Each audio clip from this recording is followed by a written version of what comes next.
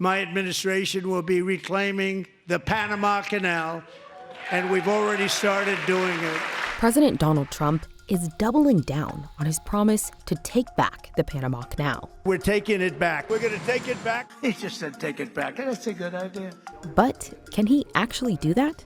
His declaration comes more than 2 decades after the U.S. handed full control of the canal to Panama. This would be akin to Panama trying to negotiate control over the Brooklyn Bridge or the Statue of Liberty. Panama would never, in any scenario other than under threat of invasion, give up this asset. And he hasn't taken the possibility of a military invasion off the table. I'm not going to commit to that. Here's how he's threatening to take back the canal, why the strategy wouldn't necessarily lead to a full takeover, and the risks that come with it. In a trip to Panama in early February, Secretary of State Marco Rubio said that Trump had made the preliminary determination that Panama was in violation of a treaty that it agreed to when it took over the canal, an argument he staked the U.S.'s claim on. Panama, as you know, has violated the agreement, totally violated the agreement. The treaty requires the canal to be permanently neutral, meaning it can't give preferential treatment to any country. For example, its tolls have to be just, reasonable, and equitable. One of Trump's key arguments for how Panama is violating the treaty is that it's being operated by China. China! Panamanian authorities insist that Panama is in full control of the canal, but some of the concern stems from significant investments by Chinese companies in the region, which critics say could have national security implications for the U.S. At the forefront of the conversation are ports at each end of the canal that have been run by the Hong Kong operator C.K. Hutchison. But in early March, that changed. Just today, a large American company announced they are buying both ports around the Panama Canal. A consortium of investors led by BlackRock agreed to buy a majority stake in the ports from Hutchison, a move that would bring them under American corporate ownership. But other projects have also sparked concerns for the U.S., like a 2018 contract that Chinese companies won to build a new bridge over the canal. Some experts say it could pose risks. A bridge cannot control a canal, but a bridge can be sabotaged to block a canal. A bridge can be used to plant scanners and sensors in the rebar and the concrete. John Feely was the ambassador to Panama under President Obama and during Trump's first year in office, but he resigned over ideological differences with Trump. He raised alarms about China's involvement at the canal during his term. He says that while China doesn't necessarily pose an immediate threat to the canal, in other places, China has been known to use their commercial expansion as a front for espionage, for theft of intellectual property, for information gathering. So I don't fully reject the president's concerns about Chinese presence in Panama. I do reject the bellicose language and the manner in which he has suggested the United States should address it.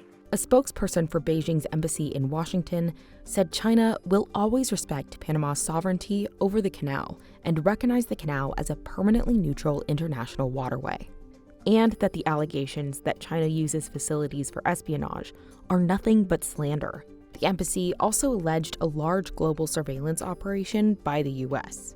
Trump has also claimed that U.S. ships are charged higher fees for using the canal, which Panamanian authorities have denied. He also stakes the U.S.'s right to the canal on another idea. We built it, we're the ones that use it. That it deserves control because of the canal's history. The Panama Canal.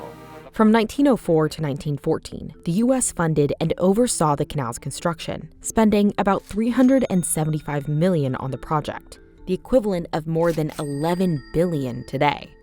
As part of the deal to build the canal, the U.S. also controlled the canal zone, and over decades, tension about that presence grew. It was pointed to by all of the U.S. adversaries in Latin America as a sign of U.S. bullying, U.S. imperialism. In Panama, an incident over the display of rival flags by Panamanian and American students set off days of bloody rioting. The reason that the United States handed the canal over to Panama, in large part, was because of fears that managing the canal in a hostile environment might not be possible. And I believe that this treaty can open up a new era of understanding and comprehension. The decision to transfer the canal to Panama was made by President Jimmy Carter in the late 1970s. That was a big mistake. Giving the Panama Canal to Panama was a very big mistake. Jimmy Carter's decision was controversial then, and a lot of people, apparently including the current president of the United States, still feel very strongly that that was a strategic error. And apparently, the current president of the United States thinks it's a reversible error. So, can an alleged violation of the neutrality treaty actually allow the U.S. to reclaim the canal? Well, not on its own. The treaty signed in 1977 gave Panama control over the Panama Canal and didn't give any wiggle room for the United States to reassert control when it felt like it. But Trump is using it to justify U.S. intervention there. The first move the U.S. is making is to negotiate with canal authorities to address the concerns about China.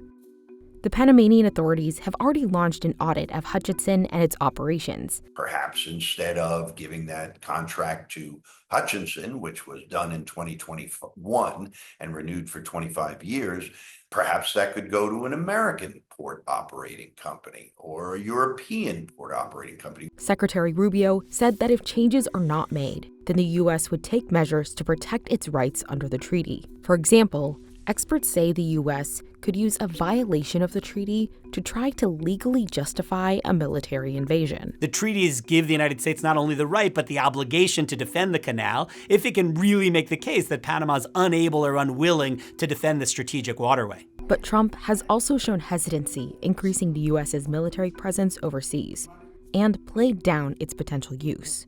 I don't think troops will be necessary in Panama.